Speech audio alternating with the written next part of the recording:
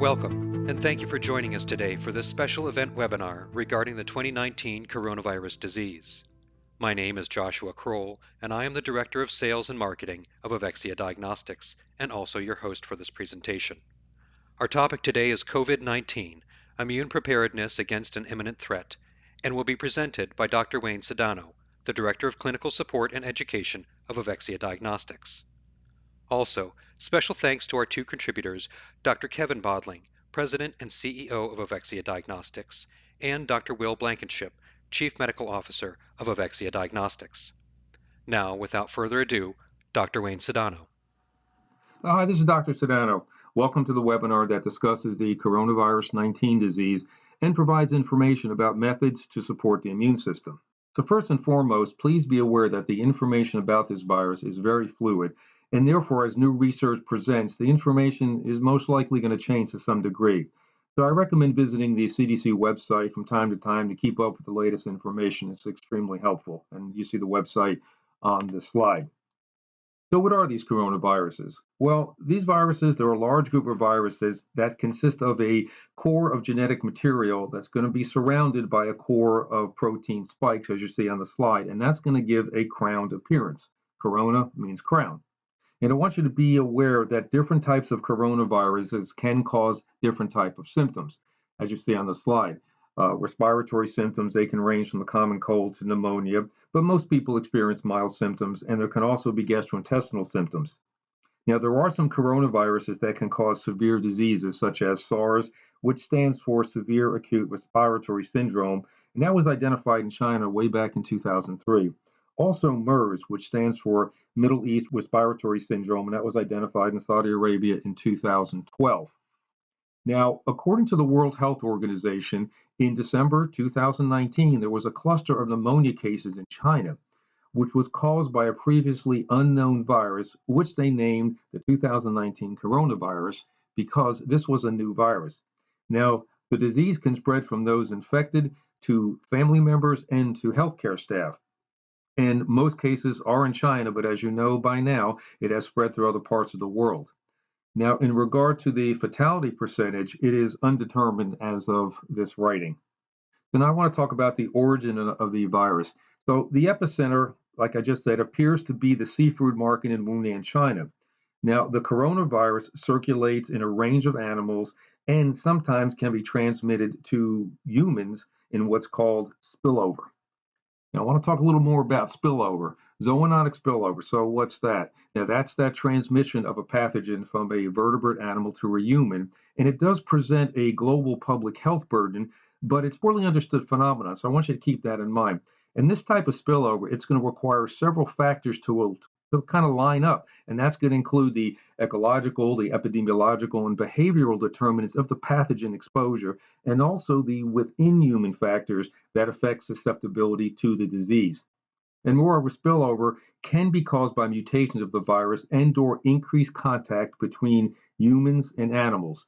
And there's a couple examples that I have on the slide. The MERS coronavirus, that's associated with camels. And as you see, the SARS virus was associated with what's known as civet cats, as you see on the lower right hand of this slide.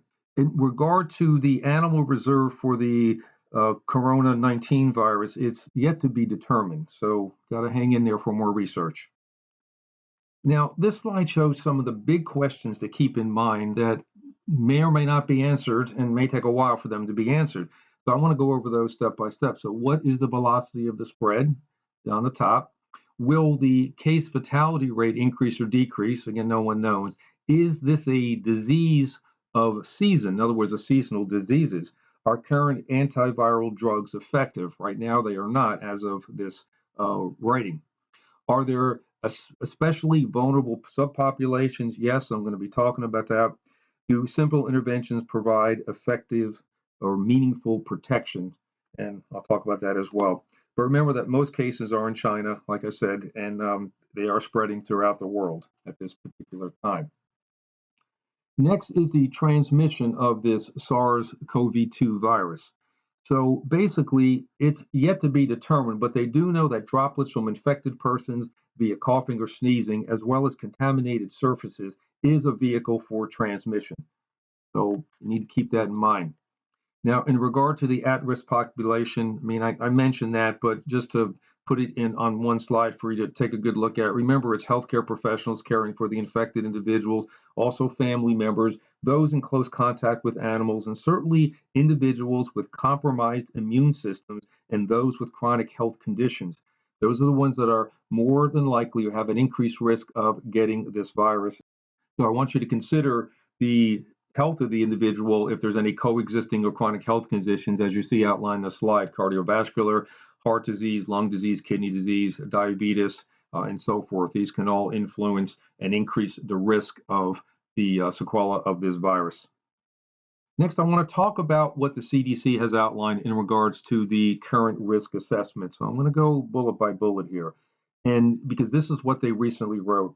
So for most of the American public who are likely to be exposed to this virus at this time, the immediate health risk is considered low, but again, that could be changing. So people in communities where ongoing community spread of the virus that causes this disease has been reported at an elevated risk. Next, healthcare workers caring for patients with this virus, of course, are at an elevated risk, and individuals with personal contact, and those of travel, and I think you know that by now, particularly international locations. I know cruise ships, there's been problems in Italy, and certainly different parts throughout the world. So you need to keep an eye on that. In regard to the symptomatology, now the symptoms can include a cough, possibly with a fever and shortness of breath, but there are some early reports of non-respiratory symptoms such as nausea, vomiting, and diarrhea, so please keep that in mind. Most people recover within a few days. However, some people, and again, this is that subpopulation, particularly the elderly who have a weakened immune system, they may develop a more severe infection such as bronchitis and pneumonia and can lead to eventual death. Now, in regard to illness severity, the CDC did comment on that. And as you know, probably know, at least by now, both the MERS-CoV and SARS-CoV have been known to have severe illness or cause severe illness in individuals. But the CDC report that the complete picture of this new virus, the COVID-19, is not fully understood yet, as you could imagine. So as I stated on the previous slide, the reported illnesses have ranged from mild to severe, including death. So now let's take a look at the patient characteristics concerning this condition.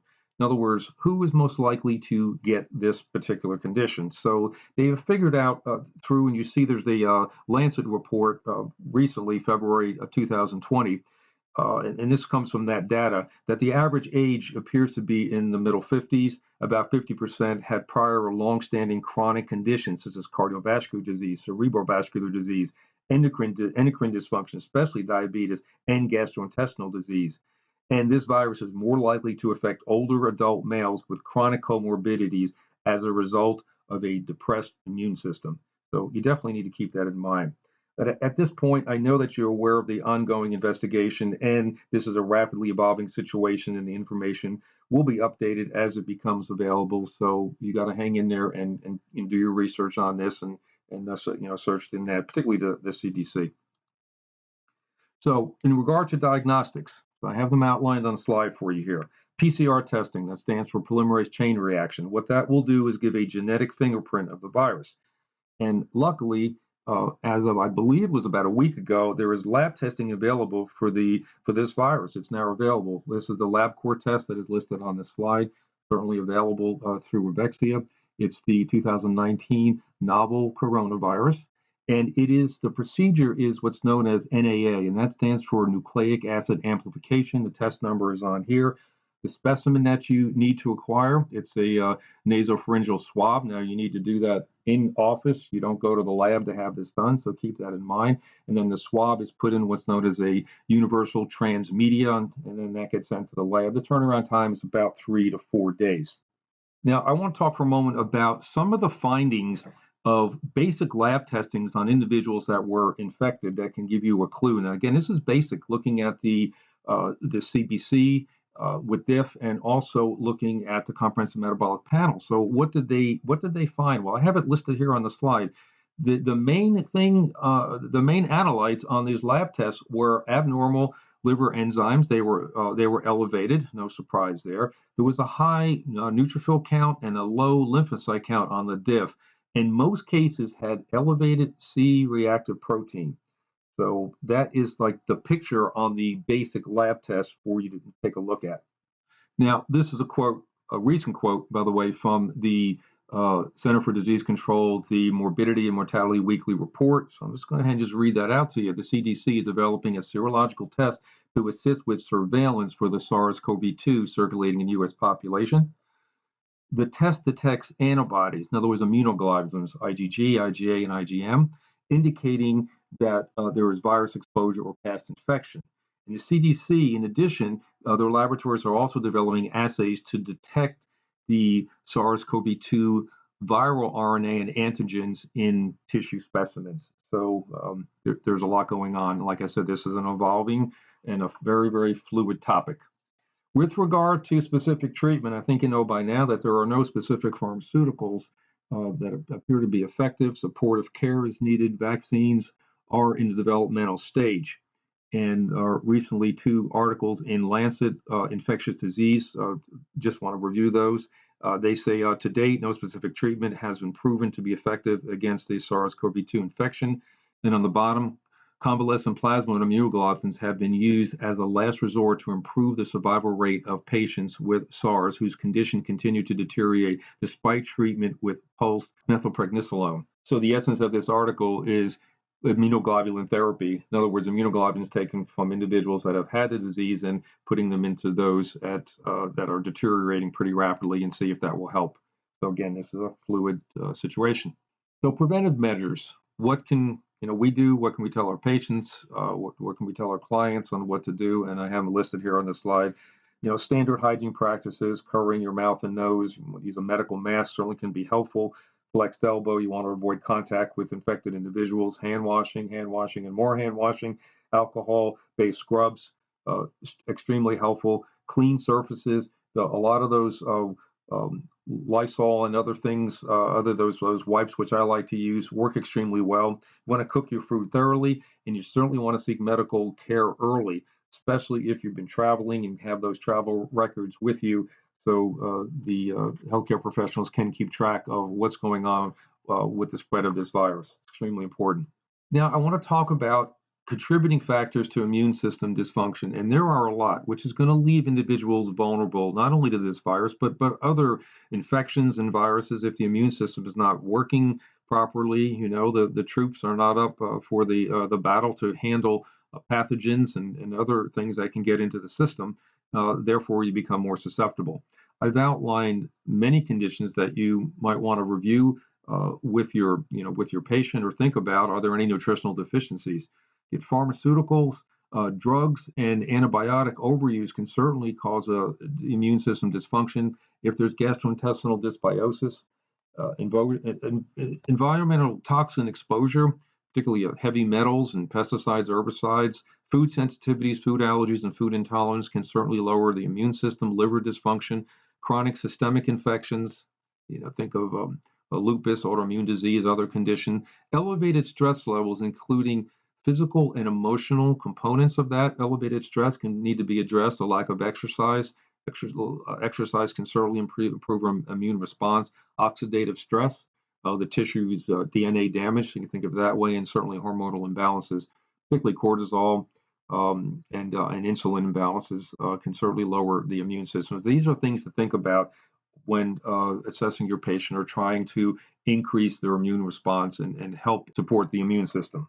So now I want to talk about lab testing that's available through Evexia Diagnostics for consideration. So let's get started. There's a couple of panels I want to start out with here. The first one that they offer is called the Complete Wellness Panel. And you see the list of analytes on this slide, certainly the CBC, Comprehensive Metabolic Panel I talked about, cortisol, there's a C-reactive protein. You certainly want to take a look at that. Insulin, you want to look at the thyroid dysfunction. Certainly hypothyroidism can lead to allergic response and certainly low immune response as well. Vitamin D is important for the immune system and immune system response, as well as looking at calcium and for bones. But you think of it this way as we're going through this webinar.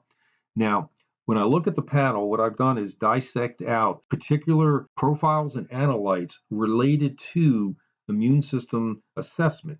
So as you see, I start with the CBC. That's going to check for anemia and the white blood cell count. In particular, is there high neutrophil count or low lymphocyte count, like I mentioned, which is common for individuals that present with this disease.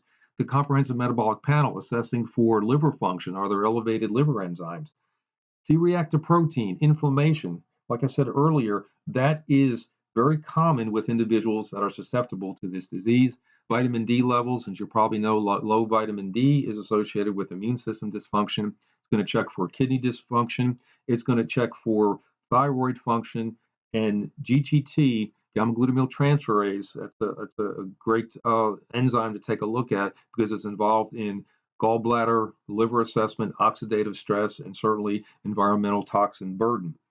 If you have a high GGT, you might want to consider ordering a whole blood glutathione as a standalone or latched on to one of these tests. And here's the reason for that. As you probably are aware, glutathione, it can directly neutralize uh, oxidative substances such as hydroxyl radicals and superoxide radicals. In other words, it's an antioxidant. Glutathione also regenerates vitamin C and vitamin E, which is extremely important. It's involved in liver detoxification. It helps transport mercury out of the cells, which is extremely important, and it's involved in the regulation of cellular and proliferative apoptosis. So keep that in mind. So bottom line here, where GGT is high, aside from liver gallbladder, think of environmental stress or glutathione being used up because this will be high. So you might want to take a look at glutathione. There is a test later, a couple of slides down the road here, that we'll take a look at glutathione. So I'll show you that as well. So there's many ways to take a look at that. The next panel is the comprehensive wellness panel as opposed to the complete wellness panel. That includes more analytes. So there's more analytes to take a look at. So let's go ahead and do that. So here they are. These are in addition to the complete wellness. I've pulled out several analytes that are included in this panel that you certainly might want to take a look at. First, as you see here, it's in the blue text box, is coenzyme Q10. Now, coenzyme Q10 is needed for energy, as you know, and also acts as an antioxidant. And if this enzyme is low, right, you might want to think about, well, there are high levels of oxidative stress going on, which can lower the immune system. Also, you got to think about individuals on statin drugs, because statin drugs can lower the amount of coenzyme Q10 in the body. And as you can see, it is in this panel. Next is in this panel is what's known as F2 isoproteins. Now, that's a urine test. That is a great test looking at oxidative stress because the measurement of this analyte, it's advantageous over other markers of lipid peroxidation, and that's due to their stability and detectability in human tissue. So that gives you a good window into oxidative stress. Next, of course, is omega-3 and omega-6 fatty acid levels. Extremely important to take a look at that. You're probably aware of the proper balance between these fatty acids is needed for the proper inflammation response, but also the proper anti-inflammatory response. So if there's higher omega-6 than omega-3, this individual could be in a state of chronic inflammation, which will lower the immune response. Next is zinc. And there are several ways to take a look at zinc. You can analyze it in red blood cells. You can look at it in the plasma or in the serum. The way I like to look at it, and which is on this test, is RBC zinc, looking at the zinc in the cell, looking at the red blood cell. And the reason for that is because that tends to reflect zinc nutriture over a long period of time rather than in the serum or plasma, which reflects more recent changes in zinc status. So it's going to give you more of how has zinc been, over 3 or 4 months. Think of it as a hemoglobin A1C. Next are the deaminated gliadin antibodies that's in this profile, IgA and IgG. And certainly you're probably aware that we're looking for celiac disease, potential of gluten sensitivity, both of which can cause a problem and lower the immune system. People can react to this and it can cause a myriad of conditions. So this analyte is on there as well. And remember, a lot of these analytes can be ordered a standalone as well, but it's great that they're included in this comprehensive wellness panel. Next, I want to go over a list of clinically relevant tests for you to consider. Now, I've already talked about the CBC, Comprehensive Metabolic Panel, to look at cortisol, DHEA, so forth. So I want to get into more details on some more of these, the tests that I didn't mention, so you can really take a look and find, do I need to order this test based on the patient history, based on the presenting symptoms that the patient comes to your office with. So let's start. Let's take a look at these. The first three you see are on this slide. The first one is called eosinophil cationic protein, and that's also known as ribonuclease 3. So what's the deal with this particular analyte? Well, a clue is eosinophil. Now, eosinophils, are effector cells, and they're going to play a role in allergy and actually non-allergic inflammation as well. One of the prominent features you may recall of these eosinophils are the large um, cytoplasmic granules, and there are four basic components, and the most plentiful is called, believe it or not, eosinophil cationic protein, ECP.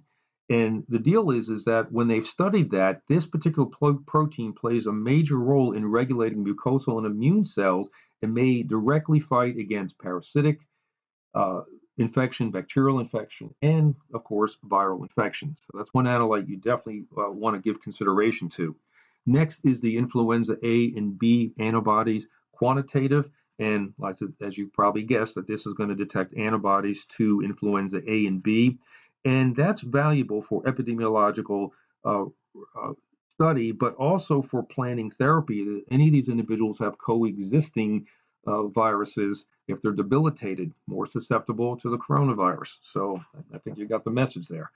Next is a cytokine called interleukin 2. Now, this cytokine is produced primarily by activated T lymphocytes, and it plays a role in promoting what's known as clonal expansion of antigen-specific cytotoxic and suppressor T cells. That's a mouthful.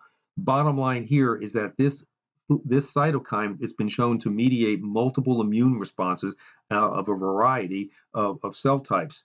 The bottom line, again, is that it reflects immune system response. It's a good idea to take a look at it. So that's another analyte for consideration. Next are looking at the overall immunoglobulins in the patient's serum, and you see it's listed here, looking at the quantitative amount of IgA, IgG, IgM, where it basically should be. So this is a little snippet of a lab test results for you to take a look at. The results here you see IgG 900, and it should be between 700 and 1600 milligrams per deciliter. IgA normally should be between 87 and 352 milligrams per deciliter. IgM normally should be between 26 and 217 milligrams per deciliter.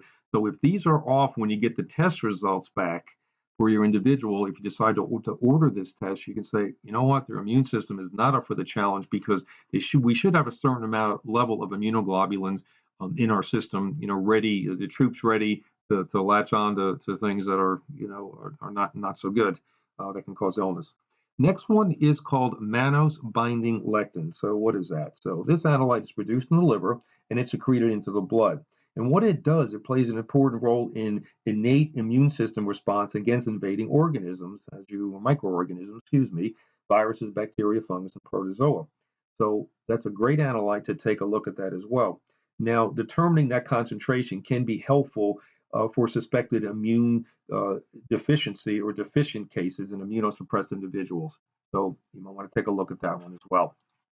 Another analyte is called myeloperoxidase. Now, that plays an important role in innate host defense mechanism.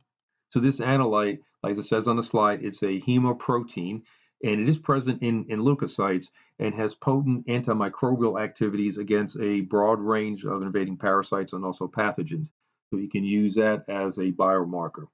The next biomarker to look at are natural killer cells and also what's known as activated T cell profile, and it's going to look at that interleukin 2 and what's known as interleukin 2 receptor. So natural killer cells are those large granular lymphocytes. You may remember those from way back when, and they're going to mediate cytotoxicity against viral infected and also malignant cells as well. So this would give you an idea of when you order this test is what is the count of these natural killer cells. So it's really good test to take a look at. So I want you to remember that these natural killer cells, again, they're responsible for the destruction of virally infected cells, also tumor cells or cancer cells, and also antibody-dependent cellular cytotoxicity.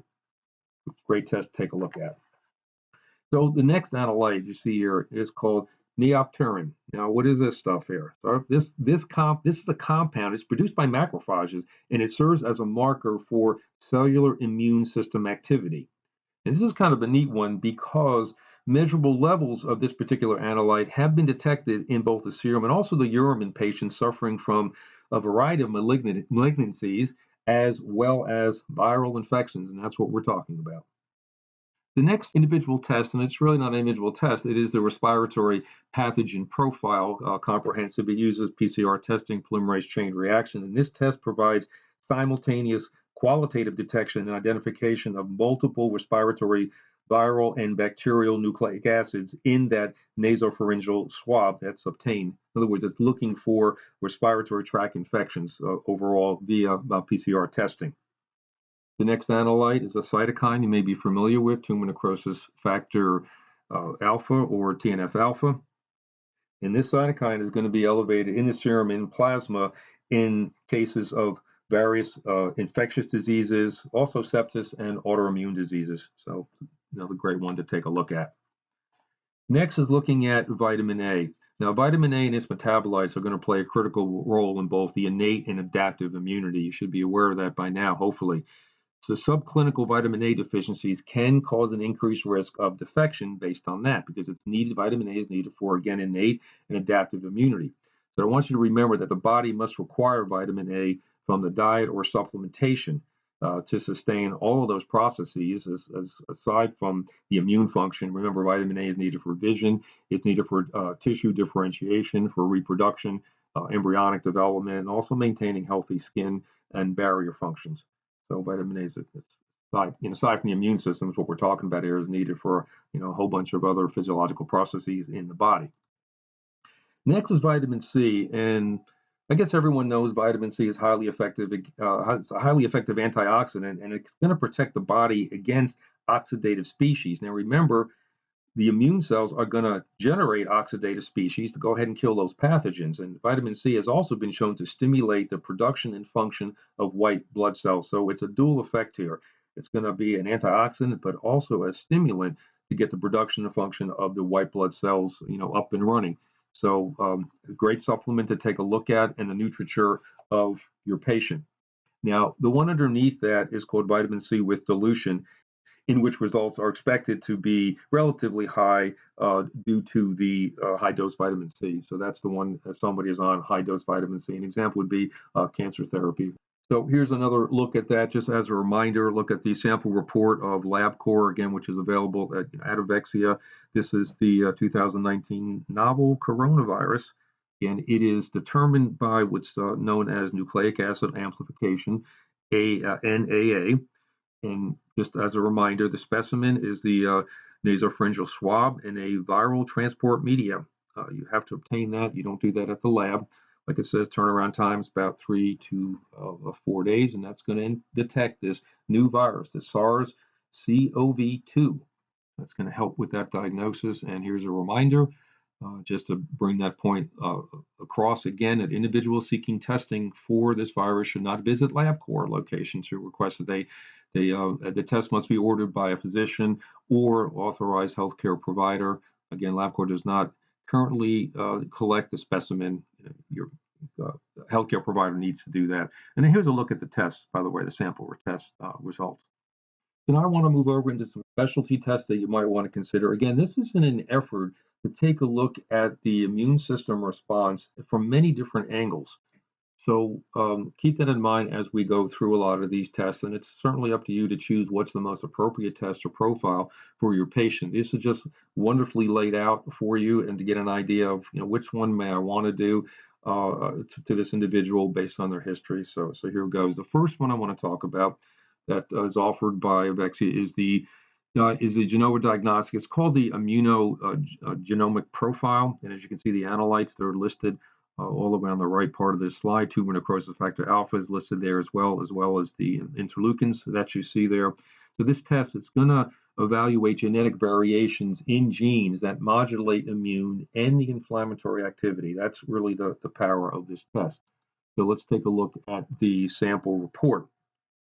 Right, and as you can see in the sample report here, it's going to take a look at the genetic potential for chronic infections, taking a look at the cytokines, and overall the immune response.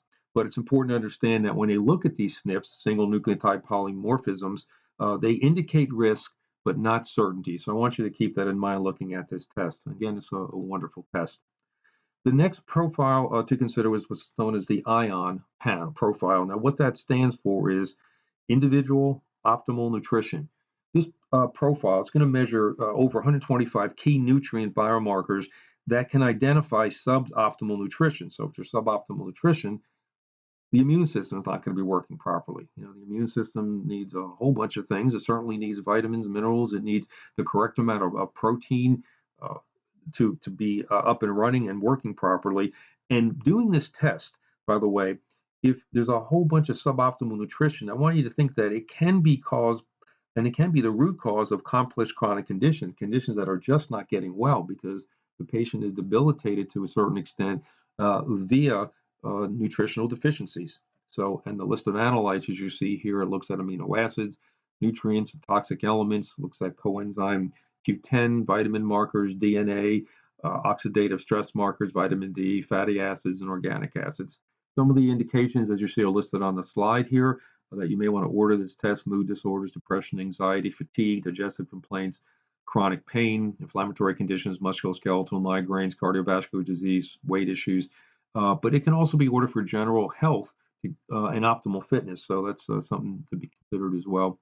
Here's a look at the very easy to read panel when you get that back, or lab report, excuse me, the ION panel lab report. Take a look at. It's very easy to read, so you get an idea of what is going on. This is the amino acid section of that. The report does have obviously a lot more pages than what you see here. So here's another valuable test to consider that's offered. Is called the NutrEval test. As you can see next to that on the top there, it says FMV, first morning void, and also plasma. So what this test does and what it's concerned about is essentially it is going to look for a nutritional testing or a nutritional tool to assess, again, another chronic or complex chronic illness, as well as those who are seeking to improve health. It's going to look at 5 key areas that are outlined in the slide. What are the antioxidant levels, B vitamin levels, mineral levels, essential fatty acid levels, and also digestive support needs, whether there's a need for pancreatic acids, pancreatic enzymes, or probiotics to help support the system. Now, this is the NutrEval test, and this is the first morning void. Now, this test, as opposed to the plasma test, which I'll be talking about on the next slide, this is purportedly more helpful for those with digestive issues.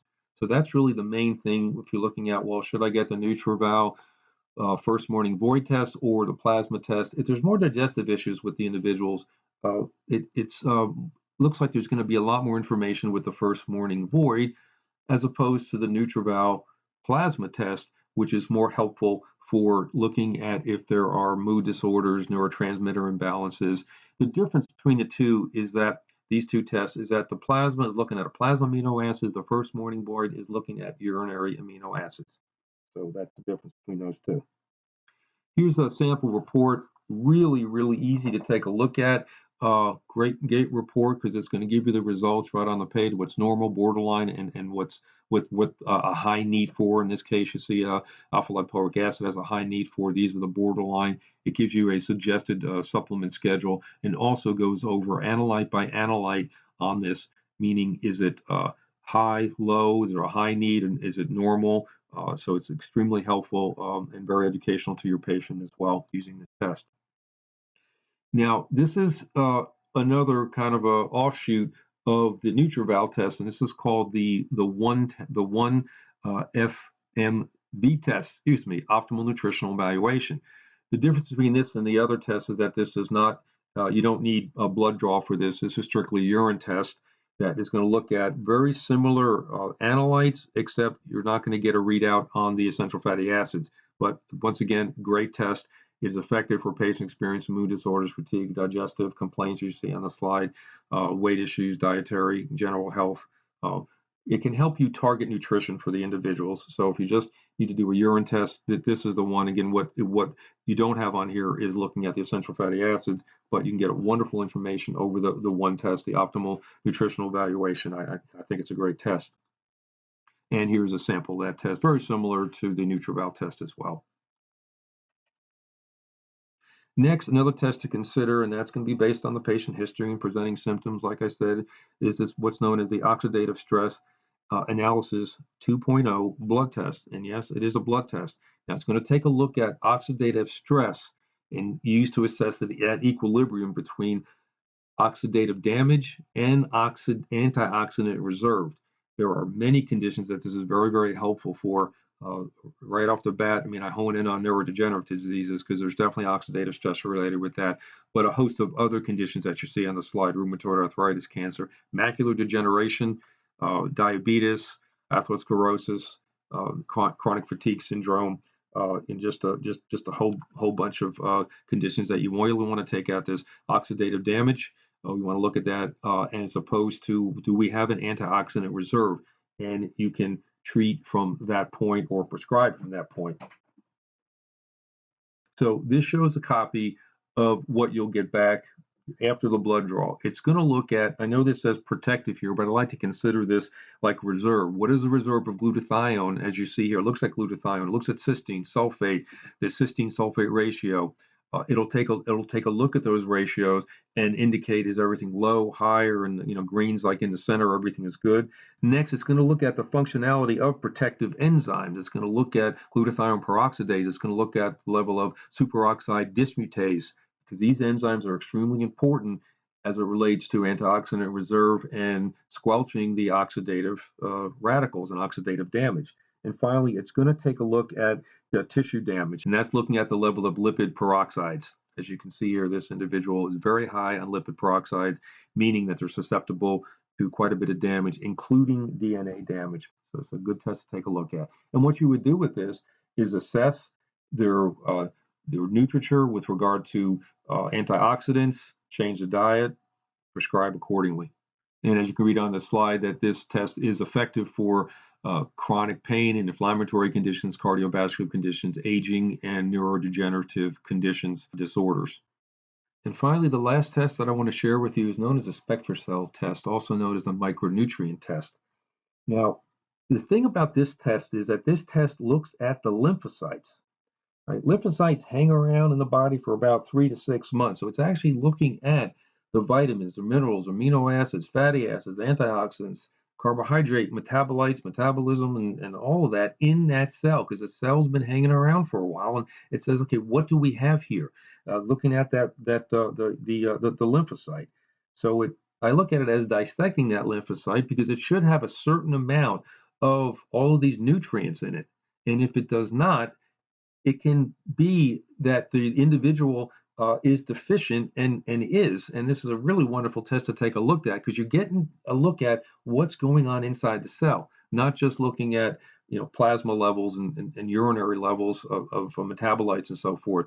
You're looking at the function of what is going on, or the amount of micronutrients inside of an active lymphocyte, and say, okay, what's going on, what's normal, what's low, and what can I do from this point? So that's kind of the beauty of this test, because again, it looks at the biochemistry, not just what's in the serum of what's going on. So that's kudos to that test.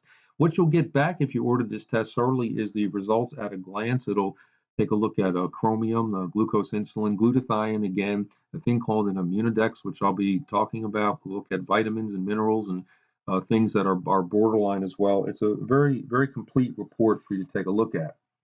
Now, what's kind of special about this test is that it gives you what's known as the Spectrox and the Immunodex. Now, the Spectrox gives you a level of the overall antioxidant function of the lymphocyte. Right, that percentage is going to give you a total of antioxidant measurements, not just of one or two specific values. So it's going to measure the ability of the cells to withstand attack from free radicals and other antioxidant stress. In other words, another way to look at the antioxidant reserve. And it's going to allow you, if this is very low, for early intervention. Next is this immunodex that you see right here. Now, this is an indicator of the patient's T lymphocyte or response.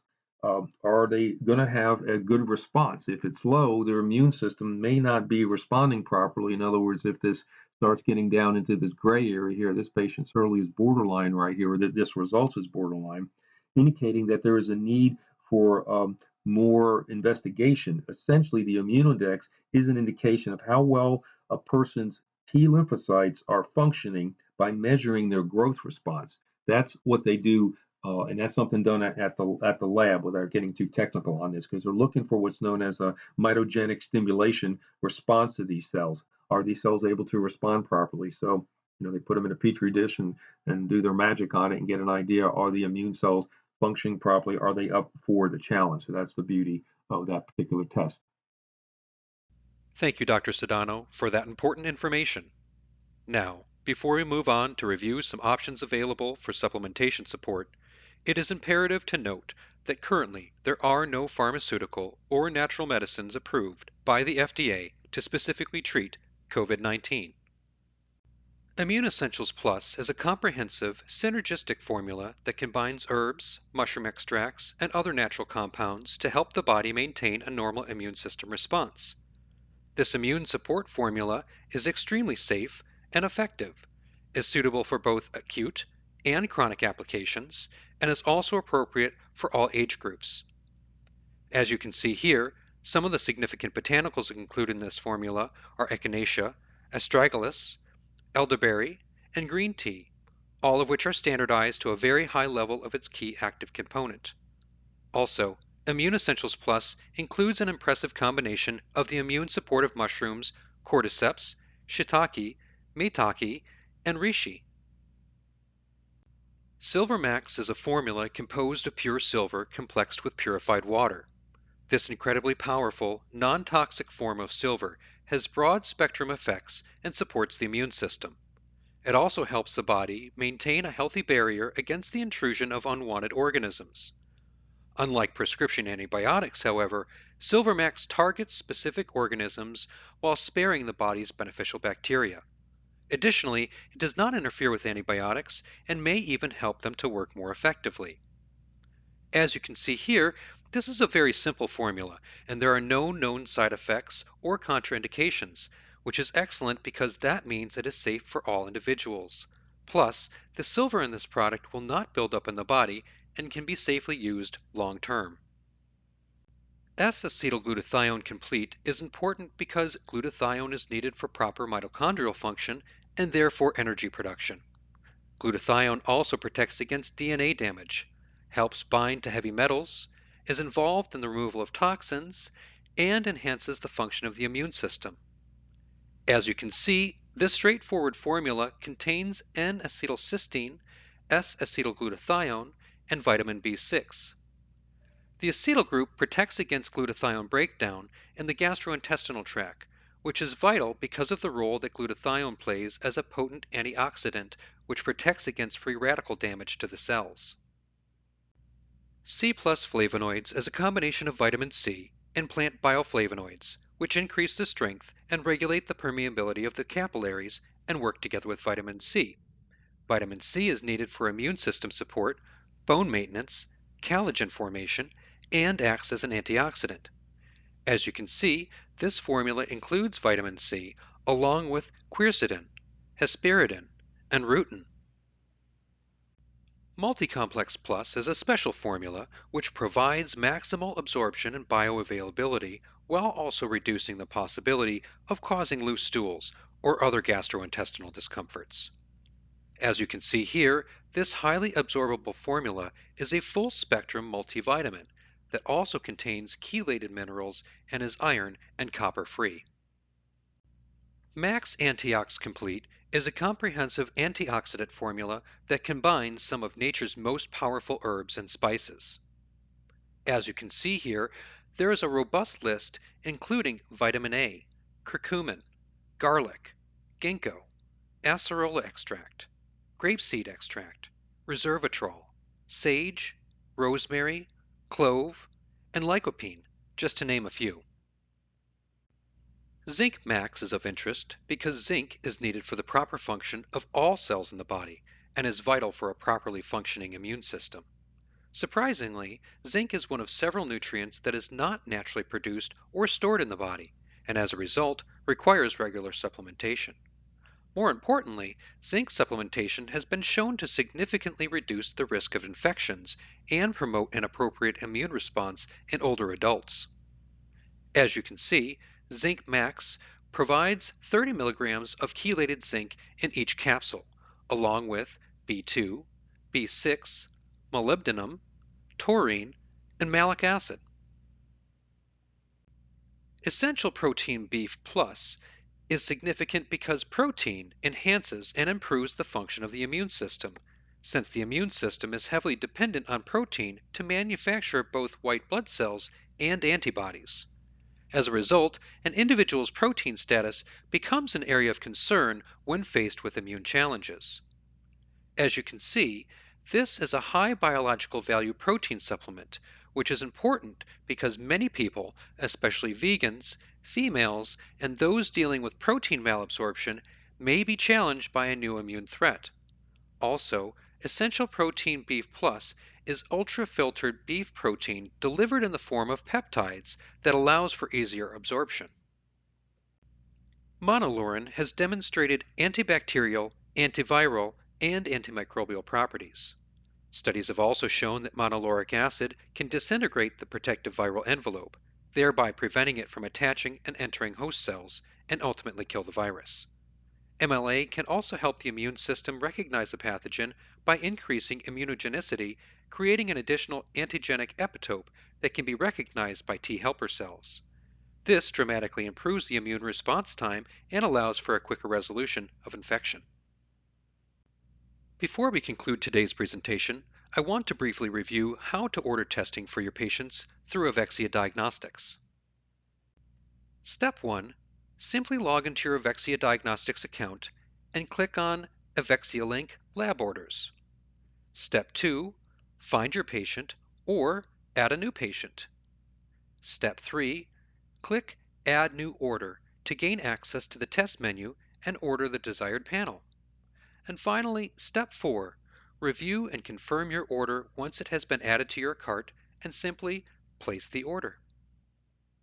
We're available to assist you Monday through Friday during our extended business hours from 8 a.m. to 8 p.m. Eastern Time by calling 888-852-2723 or reach us anytime through our website at evexiadiagnostics.com or via email at info@evexiadiagnostics.com.